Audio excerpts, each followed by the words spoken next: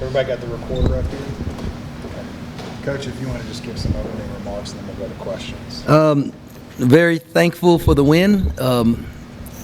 Blessed to be the coach of these guys. Man, it's a lot of fun. Coach Malachi did a great job with the scout. I thought at halftime our staff did a great job with adjustments.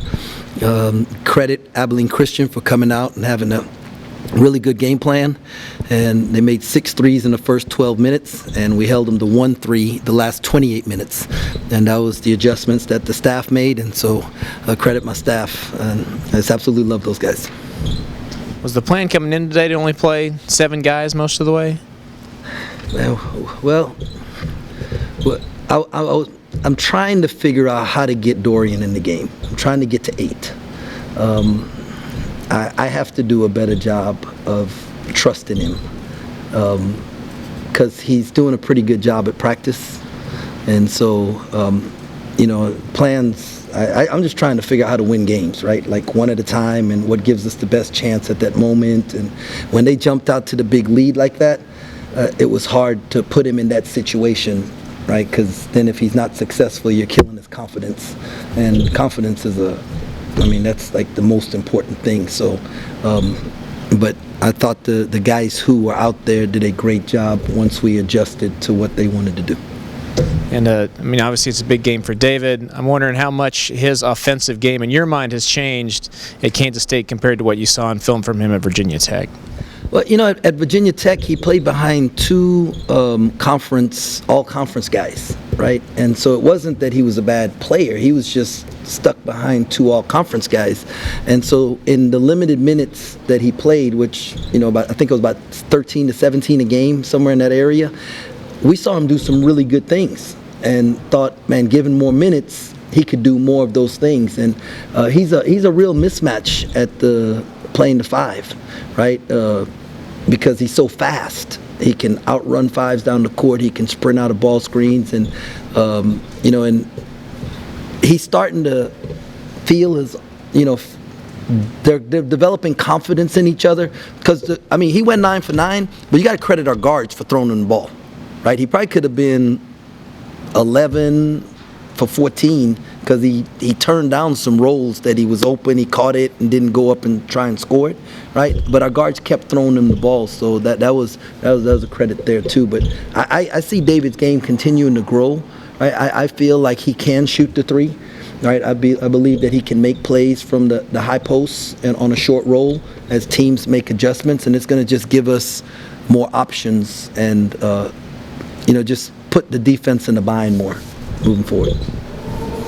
Coach, I got to ask you about free throws. 16 of 29 tonight. Just, I guess, what goes into being a good free throw shooting team?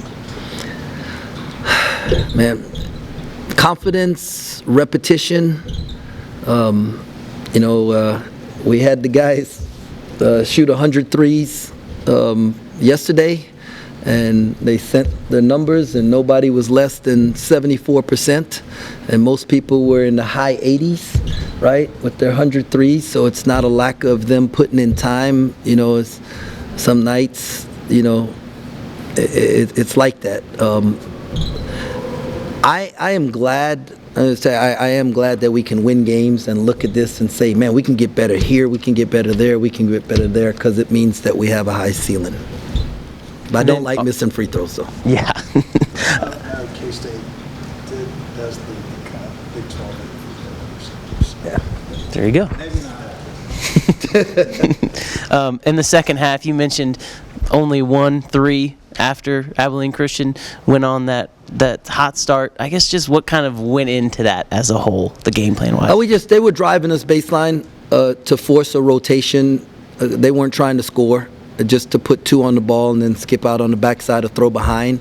And we just said we're going to guard it one-on-one, and we're not going to help. And if they go finish at the rim, that's okay, because that's not what they wanted to do. And that allowed us to be a little quicker on our rotations and be there on the catch and take away some of their actions. Not many people are going to be able to keep Keontae to 1 point and a half. What were they doing to kind of keep him tamped down in that first half? When you come off a big game, they gear up on someone. They didn't tag off of him on the ball screen actions, which allowed David to be open, and credit our guards for looking at the read and saying, it's kind of like in football, the safety's cheating over on that side, so we're going to throw it to this receiver, and that's what we did. We threw it to the right receiver, and it happens like that. And I have to credit Keontae because he kept being in the right spot, and he kept doing what he needed to do, and then he tried to play defense on the other end, and it's going to be like that some nights.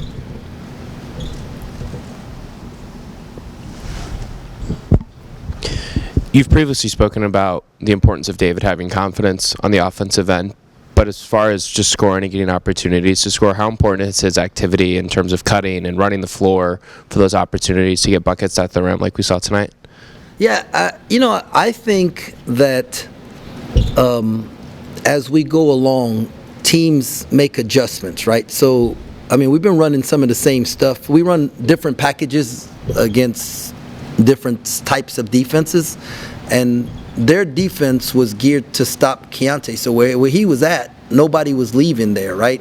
Whereas in other games, they would tag in the roller, and so if they tag David on the roll, then somebody else is going to be open, right? And it's up to our guards to make the right read. So his activity, he's been running the floor well. The last few games, I think he's been rebounding well. He's probably like at 3.5 rebound. 1 rebound every 3.5 minutes, maybe almost 3, and that's elite. That's like gotta be top 50 in the country, right? And when you get 1 rebound every 3 minutes, so he's been doing the things. Today, that's what the defense offered, and we were able to take advantage of it.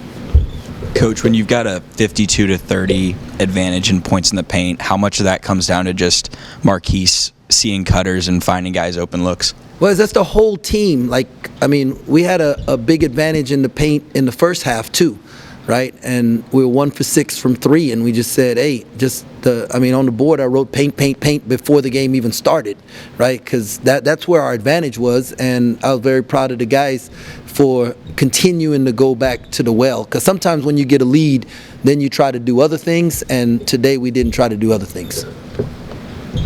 Coach, the alley-oop off the backboard for Marquise where you had 3 different guys going after it, just how you wrote it up? I'm glad our fans like that. I'm glad our players like that. I'm learning not to pay attention to everything. And you mentioned just how the adjustments you made in the first half. Do you think your team came out with the right energy, or was it just a matter of Abilene hitting open shots early on? No, we didn't come out with the right energy, but as they've shown, they have the ability to turn it up. The thing is, we can't do that in the Big 12, and so we have to get to where we can sustain the energy we need to win for longer periods of time.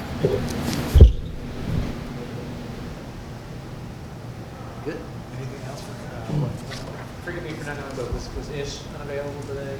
Yeah, Ish and Bebe are day to day. Ish and Bebe are day to day. We're working. They're doing a great job rehabbing and trying to do everything they can, to get back. And when Luke tells me they can go, then they'll be available. All right. Thank you, guys. Have a wonderful night.